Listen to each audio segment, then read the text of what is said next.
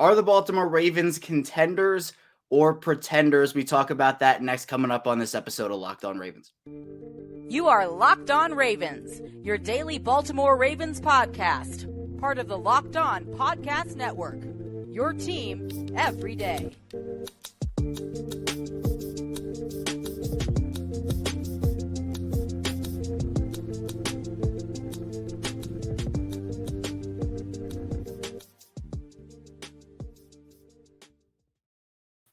Welcome into another edition of Locked On Ravens. It's your daily Baltimore Ravens podcast. I'm your host, Kevin Oestreicher of Ravens Wire. Of course, we're always here for you on the Locked On Podcast Network, your team every day. And thank you so much for tuning in with us, making us your first listen. Free and available, of course, on all platforms, including over on YouTube. And today's episode of Locked On Ravens is brought to you by Ultimate Football GM. If you've ever dreamed of becoming an NFL general manager and managing your football franchise, this game is definitely for you. Just download the game, visit ultimate-gm.com, or look it up on the app stores. Our listeners get a 100% free boost to their franchise when using promo code Locked On in all caps in the game. And we're back here, midweek edition of Locked On Ravens. A very special guest joining us here today in Ingravenvids. And Ingraven, I know for Baltimore this year, I have plenty of ups and plenty of downs this year. And I know there's plenty of unknown, obviously, for this team, both in terms of their contender status or their pretender status. We'll talk about that throughout this episode today. Also in terms of when they'll be playing next, with everything that happened with Damar Hamlin, just, as we're recording this around 24 hours ago. And we just got an update at the time of this recording from Damar Hamlin's family expressing gratitude for all of the healthcare workers and everybody who's been helping him. So hopefully Damar's able to pull through here. But I know just there's plenty of unknown here. But obviously the thing that takes priority is Damar Hamlin's health, despite everything that goes on scheduling. That is obviously very far down on the priority list. Mm-hmm. Yeah, for sure, man. And first and foremost, appreciate you having me on again. But yeah, everything with Damar Hamlin, it just gave a nice little wake up call. It's always nice not to get a reminder like that, but it's nice to be reminded that these football players, they are definitely human too. There's a lot of people that look at them like objects. A lot of people look at them like property almost, and it's a shame that people do that, but they do. But the reality of it is that they're not your property. I know a lot of people get upset with the whole fantasy team thing. They can take it out on football players and make it personal and whatnot, but it should never be. That thing last night, it was scary, man. It was really scary because I had never seen nothing like it before. And I did appreciate the fact that, and I know all these football players, they're all friends, and they understand that a lot more than a lot of football fans understand it, because fans can be so aggressive with each other and whatnot. But at the end of the day, it's a game. It's entertainment. It's a game. And it was nice to just see all of them come together for that moment and be together for that moment.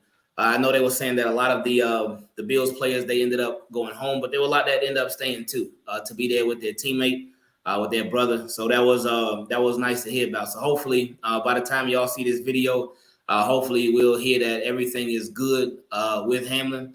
I know they said that it was cardiac arrest. So hopefully everything will just be cleared out and he'll be good to go and he'll be released and discharged and he can go be with his people and his family and stuff. Yeah, a lot of people united over sending plenty of thoughts and prayers to Damar Hamlin. So, again, hopefully Damar Hamlin's able to have a speedy recovery and pull through here. I know we're thinking of him here on this show here today. But, Ingraven, I do want to talk with you about the Ravens in terms of their contender or pretender status. I know there's been plenty of discourse about it throughout the year in terms of, is this team for real? And so here in the first segment, I want to make arguments for why they're contenders. Then in the second segment, move into potentially why they're pretenders. And then we'll have our kind of final verdict in the final segment. So let's start off with contender status. I think for me, when you're making the argument for why Baltimore is a contender, I think you have to go run game, both offensively and defensively. I mean, even after Pittsburgh in that Week 17 loss, this is still the number 3 rushing team on offense in the NFL. Even after giving up 198 yards on the ground, still the number 3 rush defense in the NFL. I think that you can win running the football. Yes, you have to have other aspects of your offense, but with the way Baltimore's running the ball, with the way J.K. Dobbins has looked, first of all, with Gus Edwards when he gets the ball, how he's looked, I think that this run game can make some noise in the playoffs. Do you agree with that? Yeah, I definitely do, especially with the playoffs being a colder atmosphere, winter atmosphere. And, when it's snowing, when it's cold outside, the hits hurt that much more. And it makes you just want to tackle somebody that much less. With J.K. Dobbins, I'm still in shock sometimes when I think about the fact that the Ravens had got him back early this season. He wasn't all the way good to go, so he decided he wanted to get a little cleanup surgery and whatnot. And he came back, and he looked great, and he looks better and better, more comfortable every week. So the run game it can be very strong. It can be very, very strong. But a lot of times we see the Ravens end up making it their own weakness, how they can sort of get away from it sometimes. But if they can, with them being in the playoffs is great. But if they can just build up consistency with the run game and the play calling when it comes to the run game, then that could really, really take them a long way. Yeah, and I know they say defense wins championships. I think for Baltimore, if their offense keeps, I guess, being inconsistent, Baltimore's defense is going to have to kind of drag them, much like we've seen ever since coming out of this bye week here. The defense has been, for the most part, very, very good, especially the acquisition of Roquan Smith has elevated, I think, everybody on that defense. The Marcus Williams acquisition, looking like one of the steals of free agency, even at 5 years, $70 million with that big contract there. Do you feel like this team can compete just based off of their defense alone, though? Yeah. Ravens defense is really weird. They do a lot of bending. They bend, but they don't do too much breaking. It's like they'll give up. It's like they'll give up like from the one to go from one goal line to another one. It's like they'll give up 98 yards, and then all of a sudden with those 2 yards left, then they'll stop them and hold them to a field goal. And then I know they've also had their struggles like in the last 2 minutes of the second quarter and the last 2 minutes of the fourth quarter, or really the fourth quarter just as a whole. But I think that they can. It's just a matter of will they. I do think they have the actual ability to, though. One of the reasons I would say they're a contender, especially with us talking about both offense and defense, is because when you look at every one of their losses except for one against the Browns, they built up a 2-score lead in every single one. They built up a 2-score lead. And these were against teams over 500, good teams. So it's like, they have it. They know how to start. They know how to start, and they know how to rock with any team in the league. I feel like they can mess with any team in the league, but it's just about will they finish. If they could fix the finishing, if they could fix that fourth quarter offense and defense, if they could fix that, then yeah, they could be contenders for sure. In the playoffs, it feels like those games, they always come down to like, well, not every game, but it feels like they're just more hard fought. And you have games that if they come down to 1-score games, if the Ravens are up late, if they have a lead, now we have seen inconsistencies in terms of blowing leads for the defense. And sometimes it is their fault. Sometimes, such as, week 6 against the Giants, and they were given like 10 yards to work with after turnovers. It's not necessarily all their fault. But I think, Ingraven, another thing that I look at, I think the offensive line could be a reason why Baltimore could be a contender here. Now, it's much better than last year. Obviously, we went through the Alejandro Villanueva experience last year, went through a bunch of injuries on that part. And I will say it's been a bit more inconsistent as of late after what I think was a very strong start. But I do think with players on that line like Kevin Zeitler, who I will say it every time, got snubbed for the Pro Bowl for a second straight year. You also have Ronnie Stanley being back. I think that Ben Powers, there was a lot of unknown at that left guard position. Yeah. He's played so much better than people anticipate. Tyler Linderbaum has obviously done, I think, a pretty good job this year. Morgan Moses, I think, has been inconsistent throughout the season. But, to have Morgan Moses potentially as like your worst offensive lineman, that's a pretty good situation to be in. How important is this offensive line, and do you think that it could be a reason they contend this year? That's a good way to look at it. I like how you put that. Having an inconsistent Morgan Moses as your worst offensive lineman is a good thing. But yeah, the offensive line is obviously super important because literally everything on offense, it starts with them. From down to Tyler Linderbaum, him being the first person to touch the ball on every single play, to them obviously setting up run blocking, pass blocking. Everything goes through them. A successful play usually because the offensive line blocked great in most cases. And an unsuccessful play, the exact opposite. But if they can just continue just building themselves up, man. Obviously, they only have like one more week of regular season play to get it in. But if they can just continue having that chemistry, continue if they can be dominant, especially in the run game, that can make life just so much easier for the Ravens on offense because that's what you want to do. You want to make life easier for yourselves and tougher for your opponents. I think these playoffs, I think it's really going to be important just to watch the snaps. Because I know earlier this year, lately it hasn't been bad, but earlier this year I know there was some snaps from Linderbaum that they were kind of little errant a little bit, but he's calmed down on that a lot. And I remember the last time that the Ravens were in the playoffs, it was a bad snap that ended the game for Lamar Jackson. So we don't want to see any of that. But yeah, like we talked about earlier with the run game, just the physicality that the offensive line could possibly bring with the run game. It'll just make lanes easy and life easier for J.K. Dobbins and Gus Edwards if he gets more than 3 carries in the game. We'll just see how it all works itself out. Right. I think you got to give your guys the balls, especially Gus Edwards. It was such a weird stat line, and obviously I think a weird answer from John Harbaugh at his press conference on Monday. But Ingraven, I feel like, speaking of coaches, I think a reason Baltimore can contend this year is what Mike Macdonald has done with that defense. I know earlier in the season, he kind of, was kind of like welcome to the NFL is a defensive coordinator moment where there were a couple of those late game collapses. The Miami game obviously comes to mind in week 2. But I think his turnaround, or at least his ascension, as a defensive coordinator, and obviously it's a philosophy shift from what we were so used to for a couple of years there with Don Martindale, live by the blitz, die by the blitz. I think Mike Macdonald is much more, I guess, I don't know the word, strategic with his approach in terms of when to send the blitz versus when to kind of back up, but still kind of an aggressive defensive coordinator in I'd say multiple senses. Do you think Mike Macdonald is a key catalyst to Baltimore's potential contention? Well, yeah, for sure. I think even before Mike Macdonald, one of the biggest things for the Baltimore Ravens this year with their defense this year versus last year was just really being healthy. I always thought that as long as the Ravens were healthy, it was going to be hard for them not to be a top 10 defense, maybe even top 5 with a lot of the players that they have. But injuries have certainly just beat up the Ravens. But they still do have a lot of playmakers. They, of course, lost Kyle Fuller. They lost Michael Pierce. Lost Marcus Williams for a little while. Marcus Peters has been out for a little bit. And Calais Campbell, he's out right now too. He should be back soon though. So yeah, it's been up and down with the injuries, but a lot more up because they lost. I forgot the guy that they signed, Stephen Means. They lost him too. But what's different about this season as opposed to last year is that they've gotten a lot of guys back too. So there's been a lot less season-ending injuries and just a lot more injuries that have taken guys out temporarily. But with Mike Macdonald, you mentioned it, him being just more strategic when it came to blitzing. With Wink, it was like, all right, I'm blitzing regardless of who's out there. I'm blitzing regardless of my personnel. Even if I got backup cornerbacks, I'm putting them on the island. I'm blitzing like crazy.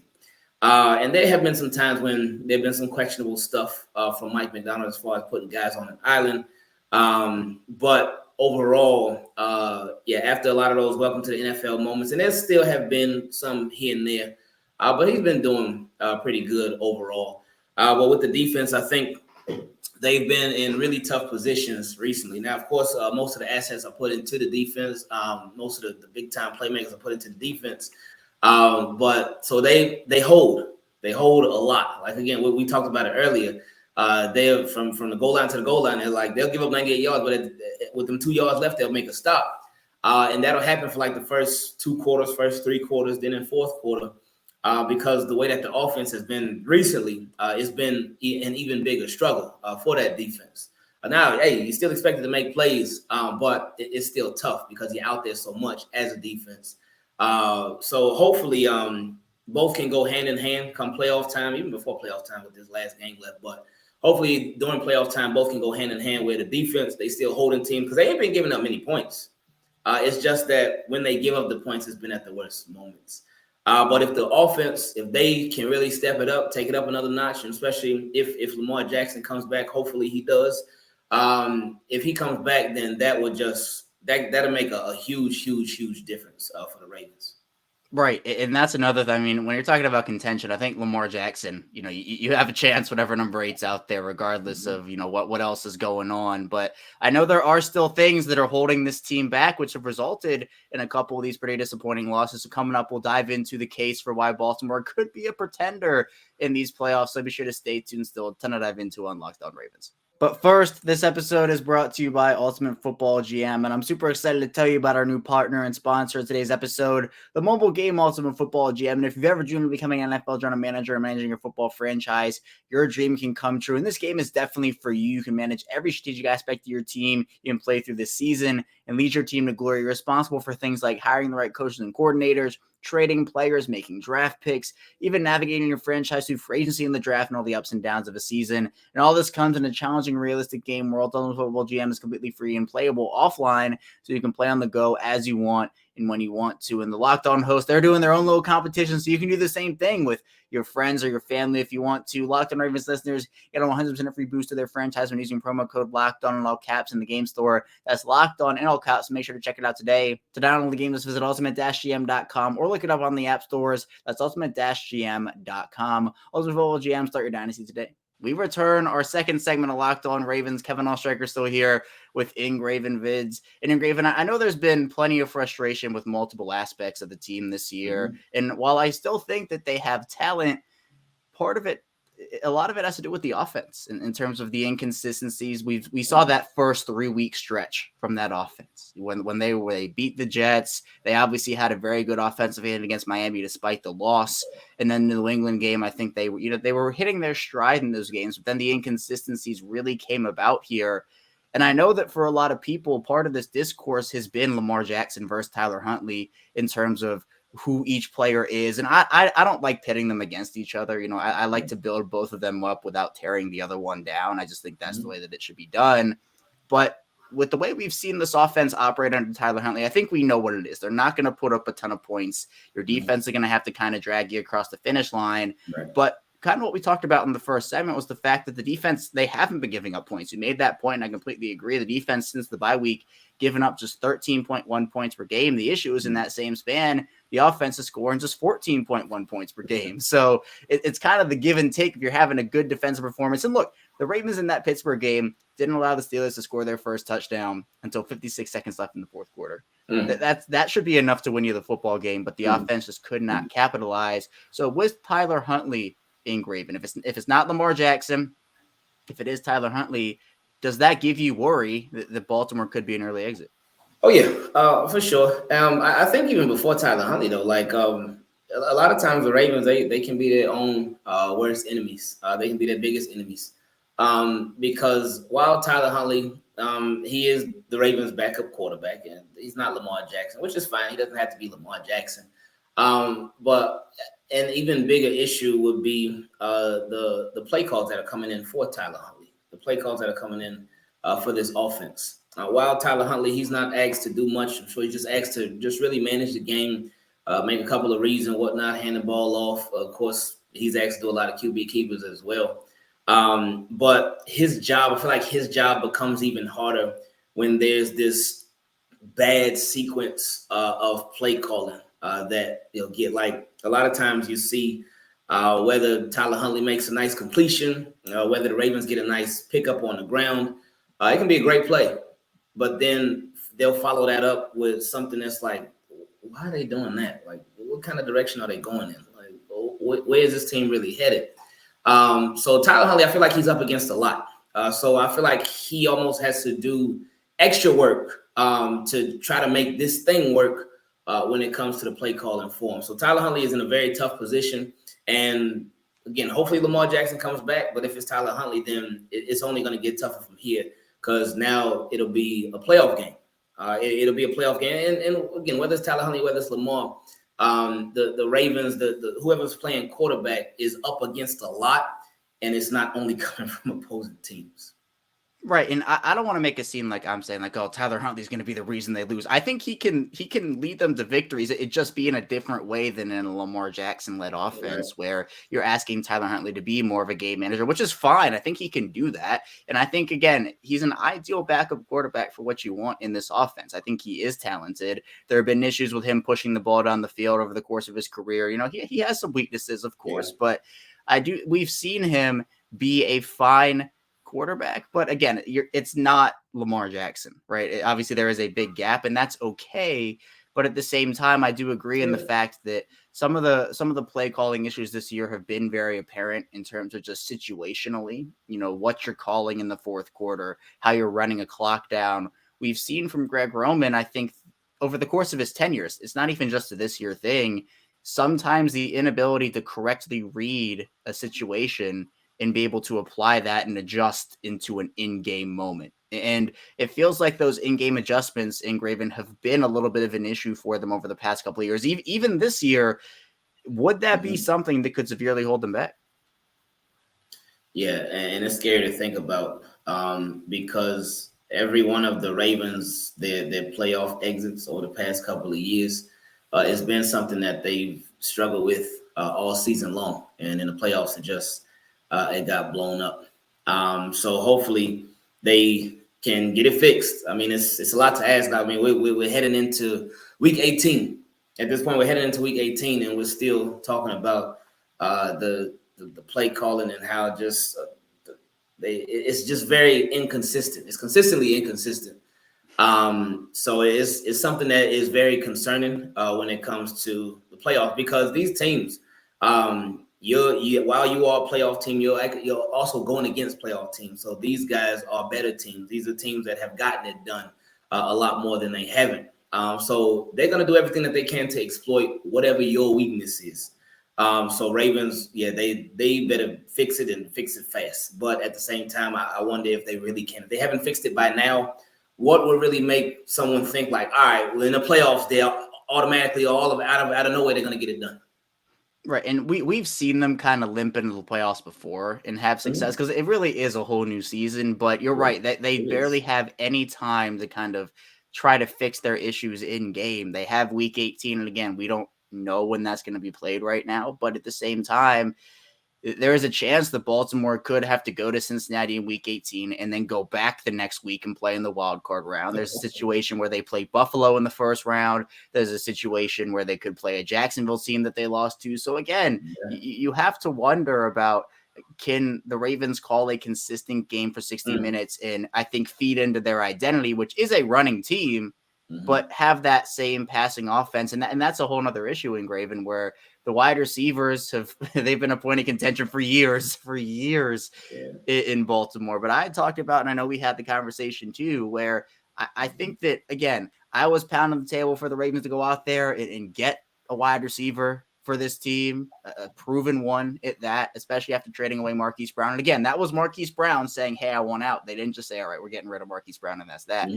But I did mention before the year that, look, disaster number one for the Ravens is if they lose Rashad Bateman, they have no room.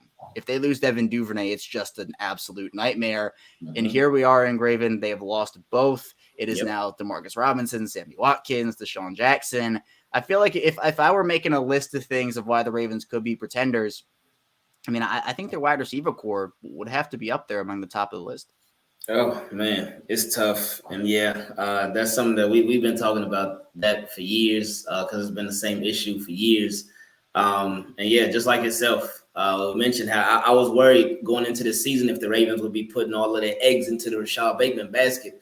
Because while last year he did show some potential, something that I just really thought that the Ravens would have learned from last year was injuries. Not even just injuries with Rashad Bateman last year, but injuries with the entire team last year.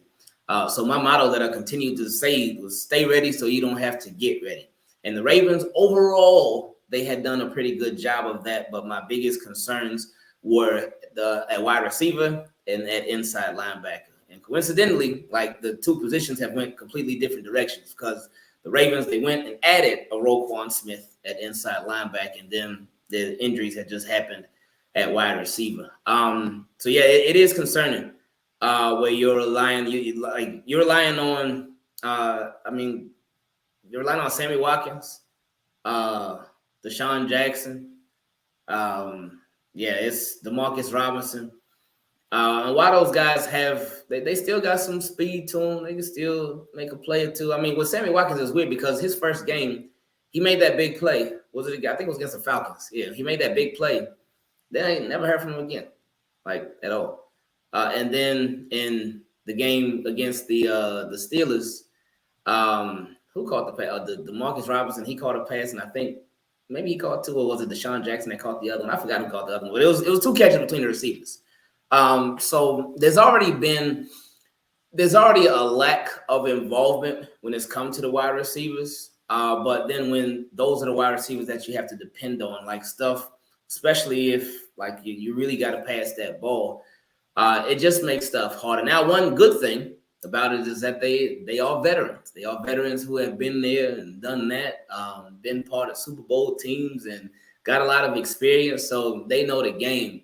But you just hope that their bodies can keep up with the game. I know, especially with Sammy Watkins, that's been his history throughout his career has just been the injuries. So hopefully, with this, I guess his last ride with the Ravens, hopefully he can stay healthy. Deshaun Jackson, he couldn't even make it to the first game. His hamstring just gave out. But I think they sort of had him on a pitch count throughout this season. So he's been straight. And DeMarcus Robinson, he's been up and down. He had some high highs and he's had some low lows, of course, with the ball security and whatnot.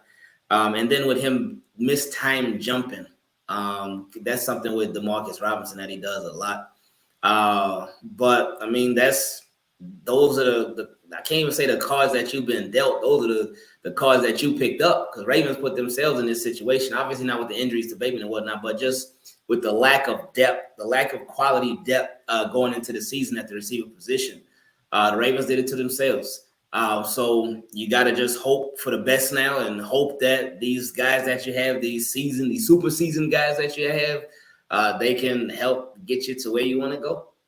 Yeah, and we know that the Ravens pass offense right now goes through their tight ends. You know, there's no secret that that's how it goes. I mean, you look straight at the Pittsburgh game. You mentioned it, Ingraven. Mark Andrews, 9 catches for 100 yards. The next closest receiver in general was Isaiah Likely, who is a tight end with 12. So 100 top receiver, and then second receiver, you have 12 yards. So I think I want to see more involvement by other players. And Mark Andrews is your top guy. He is your most talented pass catcher, 100%.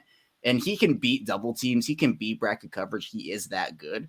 But teams are going to hone in on him in the playoffs and need to have other guys step up. And that is where the loss of Rashad Bateman and the loss of Evan Duvernay, without having another proven option, at least, in terms of a guy who you could consider a star at this level of the wide receiver, I think that's where it hurts you. But coming up in our final segment, we'll be giving our final verdicts out. Are the Ravens contenders or are they pretenders? So be sure to stay tuned. Still a lot to dive into on the show.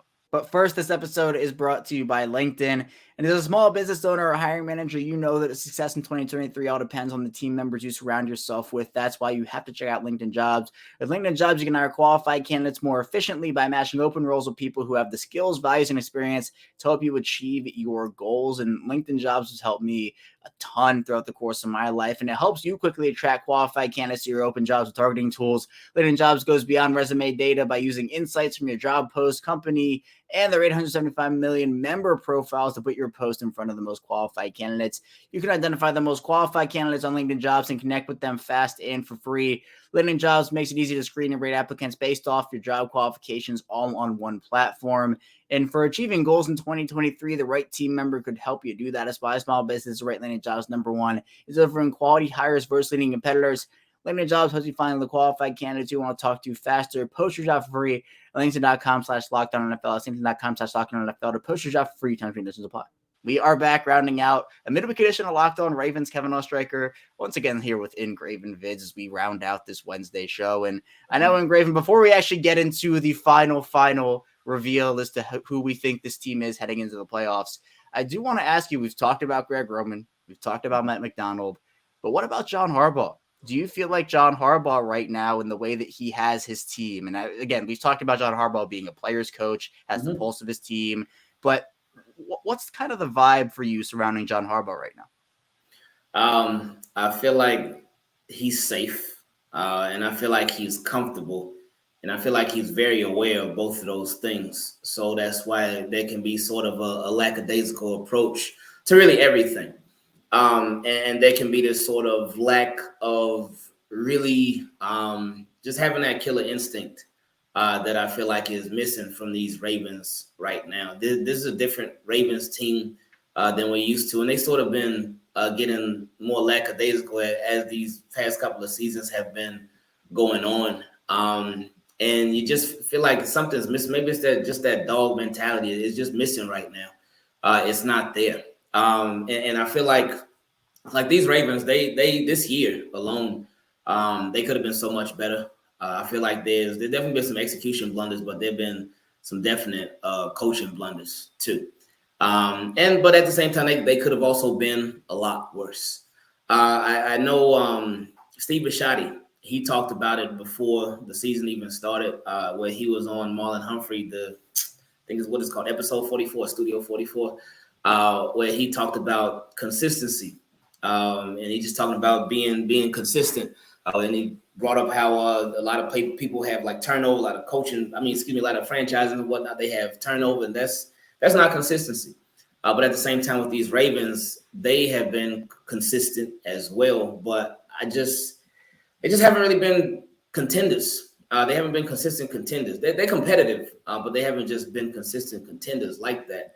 And for me, I know so many people point at Greg Roman, and it's easy to do that. But for me, I think a lot more eyes need to be on John Harbaugh. And the accountability just definitely, it needs to be a lot better when it comes to John Harbaugh. Because this is his team, this is his philosophy, this is what he created. And it hasn't been working. It hasn't been working when it counts the most. And there's so many different little things you could point at, but everything, it really starts with him.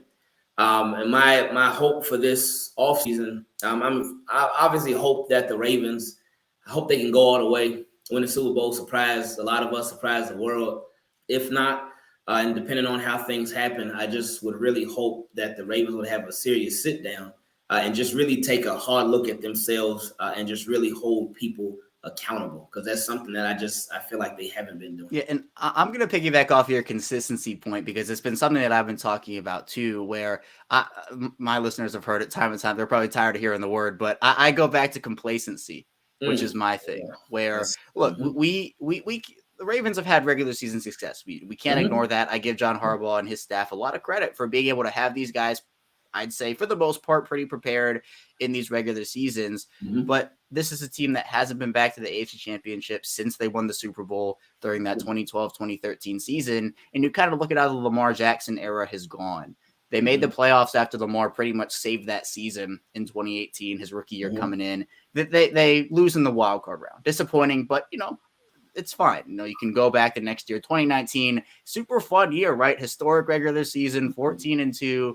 But then they lose in their first playoff game, which was the divisional round again. So then in 2020, you actually win the playoff game, right? That's growth. Yeah.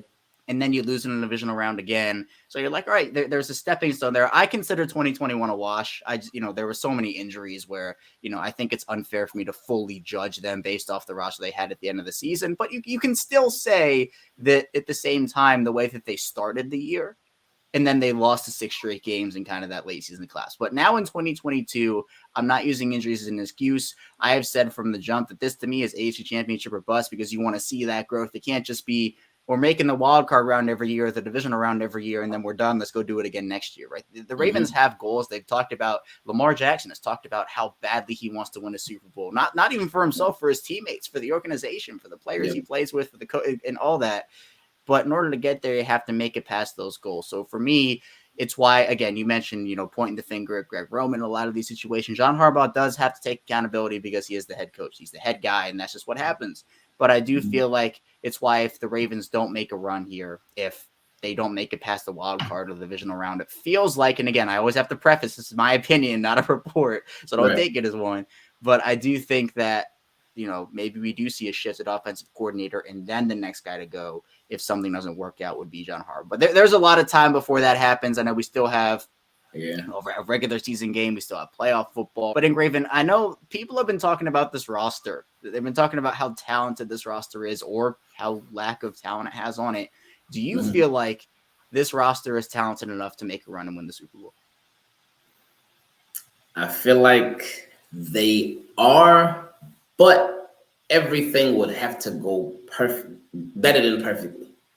I feel like on defense and healthy, Marcus Peters comes back too. And Brandon Stevens, he still play, but his role would obviously be reduced. But I feel like on defense, I feel like they can get away with a little bit more because they have a lot more talent on that side. But on offense, with the way that they run their system, their offense, their philosophy and whatnot, I feel like they have to be better than perfect. And there's absolutely like no room for error when it comes to the offense. So I feel like it's a possibility that they can get it done, and they are talented enough to get it done, but they just gonna have any hiccups, no mistakes at all on offense, like none, less than zero. They have very little room for that, and I think a lot of that also comes with the fact that it's unfortunate the way it happened, but they just haven't had time to gel recently with Lamar as the quarterback. And I feel like the offense had struggled before Lamar went out with coming out of the bye week. We were talking about it, and I know a lot of people were Ingraven about the fact that their schedule was so easy and they had all these teams that they could play and kind of build momentum. And it's been a dogfight for a lot of these games to be able to have Baltimore either come out on top or lose in these close ones. And it's felt like they haven't had like their most complete one of the year. Definitely feels like that New Orleans game right before the bye. You could argue it was the Jets game, but they really haven't had a wire to wire like dominant win ever since their bye week. It just feels like they haven't had that moment. So I think it's important for Lamar to come back, but at the same time, there's probably going to be a bit of rust there. And he hasn't had the time to be with his guys. Now, Lamar coming in regardless, like he obviously elevates your offense. He is that good. He is that good of a player, and he gives you the best chance to win. So you're hoping he's able to come back, but you probably want the Ravens to give him a couple of practices before he comes back just to make sure he's good to go. So we'll see when he comes back. But now, Ingraven, it's the question we've been building up for 30 plus minutes here. Do you feel like this year, based off what you've seen from this team, still 1 week to go before the playoffs, right now, to you, are the Baltimore Ravens contenders or pretenders? I would lean more to the pretender side, just because, like we just talked about, I just feel like there would be no room for error with the Ravens, especially on offense. And I feel like every week we see so much error before the plays even snapped, before the balls even snapped. And what I mean when I say that is the plays that are being called. It starts there. So enough times the Ravens, again, they're their own worst enemy. And they can, a lot of times you'll see a playmaker on the Ravens. You see somebody making a lot of plays in the game, consistently going off. And then either that same game or even the next week, it's like crickets. You won't even hear from them. And it won't be because the defense that the Ravens are going against are doing so well against them. No, the Ravens will take them out from the game. So with the lack of consistency with established playmakers, with the poor sequence when it comes to the play calling, and then again that's all, but even before execution. That's all way before execution even starts. So then there's a lot of issues with that. Then it all depends on who's playing and who's not playing and whatnot.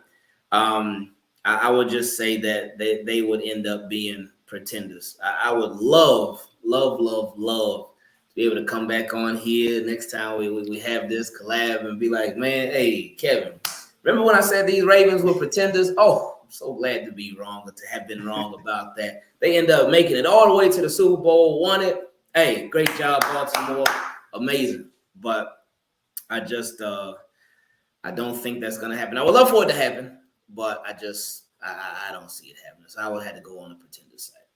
Yeah, there are so many inconsistencies that we've seen with them this year. And we talked about it in the first segment. They have the run game to make a run. They have the defense to make a run, but you have to be able to, one, execute consistently, and two, be able, it's not just execution, it's also play calling. You know, I don't pin everything on execution. I also don't pin everything on play calling. I think it is a combination of both, but any given week, it can lean one or the other in terms of what helped you win or what helped you lose. And for me, my big thing is, look, again, I say no offense to these teams, but you're not playing the Carolinas or the Denvers or any of those teams. You're facing Kansas City, you're facing Buffalo, you're facing Cincinnati. And look, we can face it, Ingraven. 13 points is not going to win against a Kansas City offense. It is not going to beat Cincinnati, regardless of how good Baltimore's defense has been playing recently. And I give them a lot of credit for what they've been able to do, especially in the bend no break aspect, which you talked about. You have to be able to put up more points consistently. And part of that, which we haven't even touched on, is the red zone offense and how bad that has been this year in terms of continuously trading points and kicking field goals at the 10-yard line, at the 5-yard line, instead of being able to punch it in. And you're consistently leaving 4 points on the board. It seems like once or twice or 3 times a game, which again, in the playoffs, you have to score touchdowns. And Baltimore's had some trouble doing that over the course of this time. So I think they can be contenders. They have the pieces to be, but they have to put it all together. And I haven't seen it enough consistently for me to be super confident saying, oh yeah, like that, you know, this is Super Bowl 100%. They haven't done that for me this year. So look, they could go out there and light the world on fire against Cincinnati in week 18. And then I could say, hold on, wait a minute. Are they finding something right now? But for now, I have trouble putting them in true contender status because right now, if I asked you, Ingraven, are they beating Kansas City right now? Are they beating Buffalo? Are they beating Cincinnati? I mean, my answer to that would probably be no, because the offense just hasn't been consistent enough despite how good the defense has been playing. So I also lean more towards pretender right now. I still think with Lamar Jackson, anything is possible, and that's a whole nother factor that you have to factor in. But right now, we just don't know when he's coming back. There hasn't been any information on the injury. So for now, with everything we know, I'm going to lean more towards pretenders with the potential that they can find it and figure it out and actually be that contender status. But Ingraven, I appreciate you hopping on. Thank you so much for joining me, indulging me in this conversation of contenders and pretenders. Please tell the people where they can find you in all the work you're working on.